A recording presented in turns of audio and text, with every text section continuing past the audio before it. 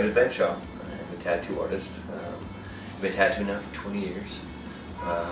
Business owner, father, love sports, love athletics, kickboxing, CrossFit. I started coaching my kids now, their sports. Yeah. Well, tell us your story, how you got into tattooing. That's a long one. So, I've been an artist since I can remember. My earliest memories are drawing, actually. So I always wanted to do something with art. And luckily my parents really supported that. And about 12 years old I saw my first tattoo. My dad was riding with a lot of bikers at the time. And I fell in love right away. And I knew that I wanted them and had to do them. Mm-hmm. So I started getting them very young. Maybe not the best way either. More along the lines of getting tattooed in my friend's bedroom. Yeah. Of course, when my mom saw that, she was appalled, scared, obviously, and instead of warning me and telling me not to do it, she said if I waited till I was 16, she would sign for me to get a professional tattoo. So I took that deal, and on my 16th birthday, I remember my mom and I were sitting in the parking lot of CeeLo's Tattoo and Body Piercing in Alamogordo, New Mexico, and she was drinking a little tequila because she was going to get tattooed too. So we all got our first tattoos together, and I loved it. And at the time, I thought, okay, this is my opportunity. Like, I want to get into tattooing. Maybe this big biker guy will give me a chance. Yeah. And my tattoo artist's name was CeeLo. He was 6'5", 300 pounds, big beer belly, smoking a cigarette, and he had my arm kind of strung across his stomach. Mm-hmm. And he's just going to town. He's got his head tilted so the cigarette smoke doesn't burn his eye. And I said, CeeLo, would you teach me how to tattoo? And he looks up at me and says, "Fuck you, kid." And that's how it went, actually, probably a good half a dozen times. This is over, close to 30 years ago, so getting into tattooing was very difficult. I tried multiple times to get apprenticeships and got pretty much the same response. The door slammed in my face, so I enlisted in the Air Force. Mm-hmm. I served for just over a year, and then the military thought, hey, you shouldn't be drinking underage, so they kicked me out. And I got lucky. At that point, I went into construction. There was a carpenter named Steve Rondash. He was a tattoo artist. Again, at the time, it was very difficult to get into the industry. It was very difficult to get a hold of equipment. We didn't have the internet. We didn't have eBay. We didn't have Craigslist. So my buddy Steve, someone had broken in and stole his tattoo equipment. Mm-hmm. So he was in the process of kind of saving up to open a new shop. That's when I met him. It was like 6 months prior. He and I clicked. He wanted an apprentice. I wanted to tattoo. That was February 2000, and I've been tattooing since. So very cool. At what point did you decide to open up your own shop, and kind of what led to that process? Good question. So it's a little bit of a story in the sense that I didn't open my tattoo studio alone. I had a business partner, Jesper Torres. Back in 2000, February 2000 is when we came together to open the studio. We had started tattooing together at Tinta Cantina and realized quickly that we both had the same kind of ethical mindset and wanted to work together, improve the industry in what way we could. It was really, I was on the fence when I was first approached about opening a shop, but becoming a new father and realizing that, I need to think about the future and not just enjoy the day and spend all my money. I needed to figure out a way to help support my family long term. So just when I opened a tattoo shop, mentioned February 2010, went great for a good 8 years. Of course, over the length of that time, we expanded exponentially. Became a little too big, too many artists, way too big of a location. Not a great landlord. He's a cool guy, but not a great landlord. And it caused some stress and some circumstances that required Jesper and I to finally part ways. Amicably, I of course felt like I put in a lot of the legwork, so that kind of made it fair, I think, for Jesper to sell me his portion of the business. So that happened in March or April of 2017, and then we relocated here to the 2019 location June 30th, 2017. and life has been amazing since. So. How did you come up with Archetype, and what does that kind of mean for you and your business? Sure, good question. So Archetype's one of those weird words. When we were thinking of a name, it was A. Obviously, we want to shoot with an A because A puts you in the beginning of the alphabet, especially in a directory. Back in the day when we used to use Yellow Pages and stuff. Not so much a... We didn't have that for Zephyr. Yeah, right. Yeah. C works too, it's the other end. And we were kind of coming up with some different names, and it was actually kind of serendipitous because at the time, a different friend, she was studying archetypes. And I thought that was a really cool name. And then that same, or maybe the next day, just when I met, we were talking about names, spit out A's, and he, spit out a couple different ones, and he said Archetype. It was like, yes, He was like, it's supposed to be that way. And what Archetype means, it's the original prototype or mold from which all things similar are copied or followed. So in other words, a trendsetter. And I think the thing that we choose to set us apart in the tattoo industry is, of course, yes, we're doing high-quality tattoos, doing it in a nice, fun environment, but we also really care about health and safety and professionalism, because we want the tattoo industry to become integrated into America's just culture. And it is, but we want it to become something legit, that a tattoo artist can have a good, long career, that society will accept it as something as valid and meaningful, and that one day we may return back to the traditional ways where everyone, once they hit a certain age, gets tattooed. Everyone will have something that signifies them, their family or what they're into. So that's kind of the essence behind Archetype. You already covered my next question, is what sets you apart. Anything else you want to add on that, though, or pretty much hit that? Another element, one of the biggest elements, actually, funny I bypassed this, community-driven. Like, we're all about the community, and that's something that I think was necessary initially to not just set us apart, but to get the community realizing that tattoo artists, us rough and tumble tattoo, that image of that rough and tumble bikers, smoky shop thing is not true. Like, right? We need our community to know that we're actually happy to be a part of it, and we want to use our artistic abilities to be a part of it, and by helping out, and that's community, right? Giving and taking and receiving and sharing what you can do. And as an artist and as a human being, I feel like that's myself and my crew's ability to give back to the whole of humanity. Like cells of a body. Like, that's our way of being healthy, by creating art and using our art to raise money for different charities. Like, we just raised near $3,000 for the Mexico Autism Society on Friday. Yeah.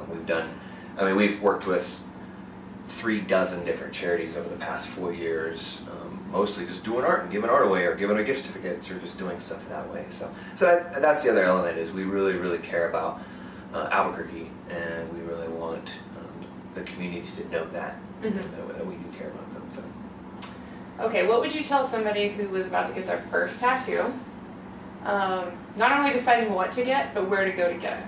Obviously, your shop. But let's say they're not in Albuquerque or something like that. What do you look for in a tattoo shop, and how do you kind of take that leap into your first tattoo? Good question. So, actually, I teach people how to do this. One thing I didn't mention thus far is I am currently the chairman for the Board of Body Art Practitioners, which is the regulatory board that oversees all of the licensure here in New Mexico.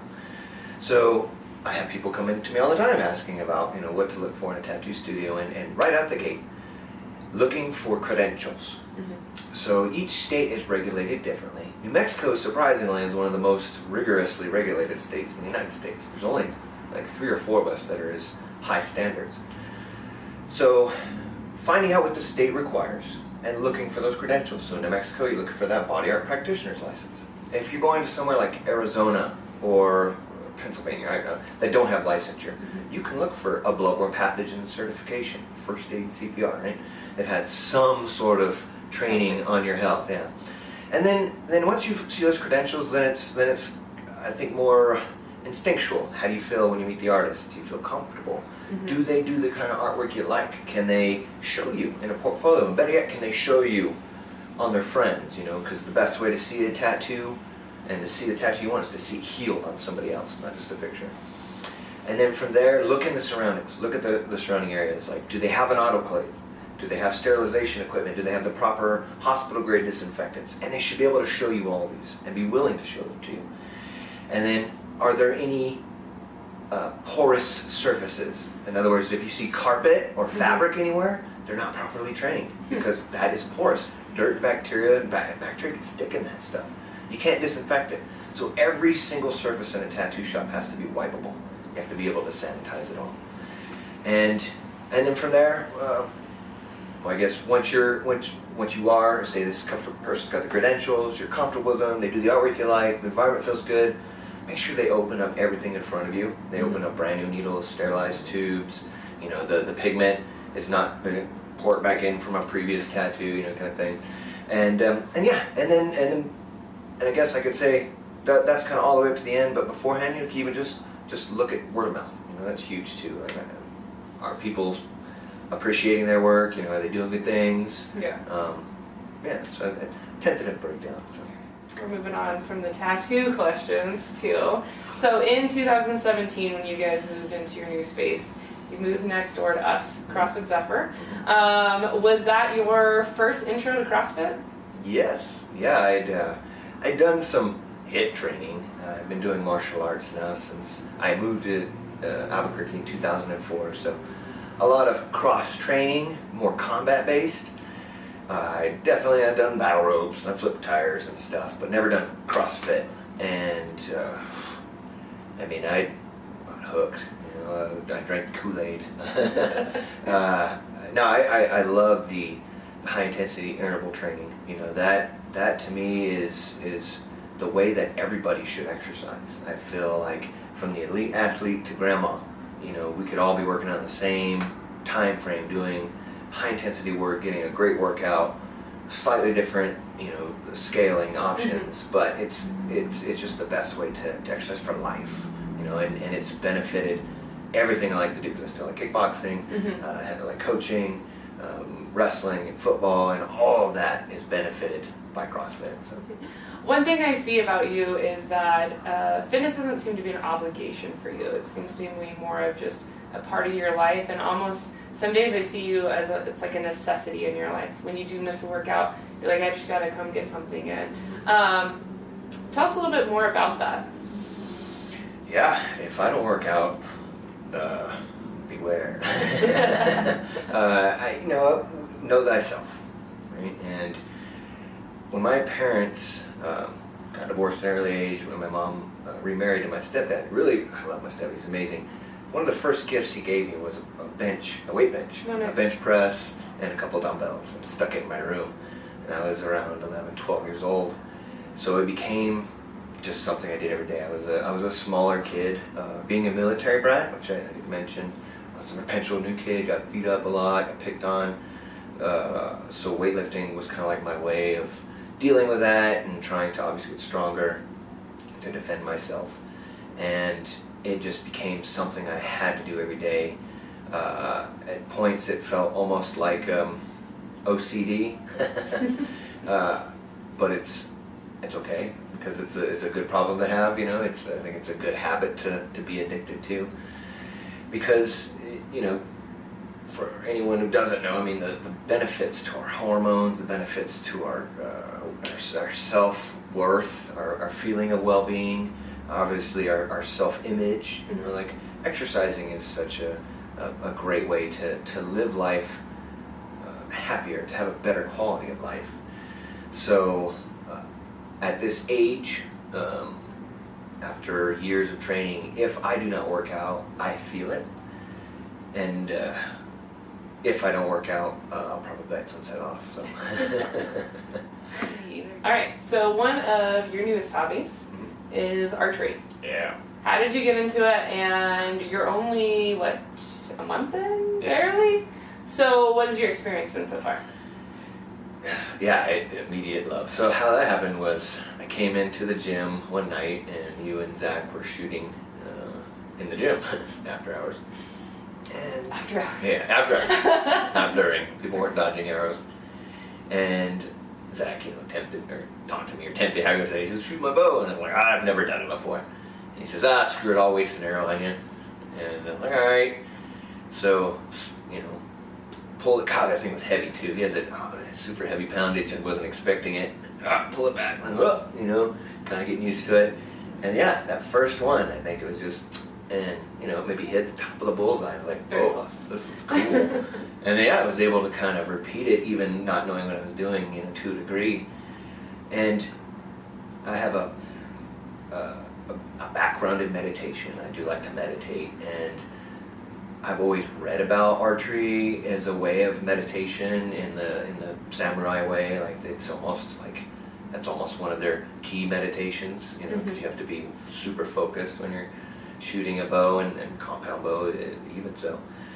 So yeah, I just that a few initial times I really liked it, and then you guys started this Fit to Hunt, which I don't know if we're talking about in a second, but I thought it was a really cool idea. So went with Zach over to Hit or Miss and met Roman, and that was the coolest guy ever. Like, he's super sweet. Like, he totally took care of me and fit me with a bow that fits me, and made sure it dialed in just right. And now, it's every day I'm like, oh, shoot the bow. Yeah, so you have competed in the Fit to Hunt. What was your experience like? What did you expect, and then what was your experience? Well, I was nervous because I was a new archer and I'm still brand new at it. So, and I'd just been outfitted, so I was still getting used to the bow. But the working out obviously dispenses with all the nerves, because you're just like, I don't want to get through this.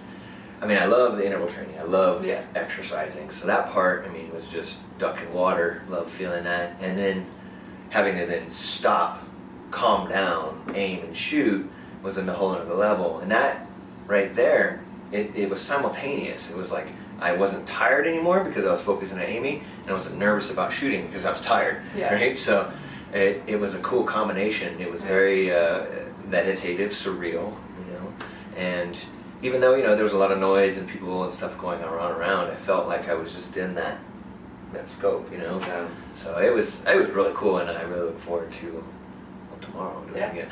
So I know that you're interested in hunting. Kind of, what is your interest? Kind of, what do you see as kind of like hunting, and what draws you to it? Thank you. I love that question because, why hunt? And you can bring that conversation with certain people, and some people are like, yeah, hunting's life, and other people are like, poor animals, and my initial, 100% honest, initial reason why I ever wanted to hunt was I drank the Kool-Aid with the 2012 thing for a minute. I was like, oh man, the world's going to come to an end. What's going to happen? How am I going to support my family? So even back then, I was talking to my father-in-law about hunting. Yeah. I never hunted. Father never hunted. No one really in my family hunts. They were more into sports. So never had any exposure to it, and wanted to try and go hunting with my father-in-law. But we put in for a couple draws and weren't drawn, right? So, or a couple tags and weren't drawn. And it turns out a good thing, because my brother-in-law, states that my father-in-law likes to go, but also it's more of a drinking event, And I kind of prescribe to that thing that, animals, yes, there are food, yes, sustenance, but they're also co-beings on this planet with us. And that kind of made me think more about Native American way of looking at hunting. Right? They appreciate the animal for giving them everything. Not from just the meat, but the bones and all the other tissues and sinew. And they, traditionally hunt with a bow, and that means they have to be close. They have to really be in it. That's a meditation, right? You know.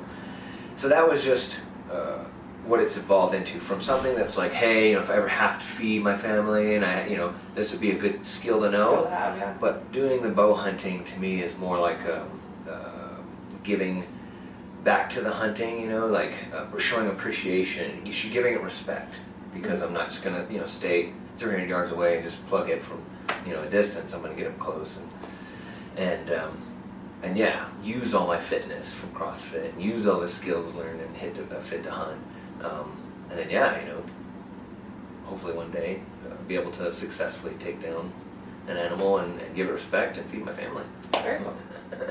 And then I guess the final question is, so this Wednesday you are sponsoring the Fit to Hunt. Archetype is sponsoring it. Yes. You guys have very graciously given away a $100 gift card. So yeah, come out on Wednesday and compete to win that. And you'll be competing against Ben because he's going to be participating. Well, not against, and alongside.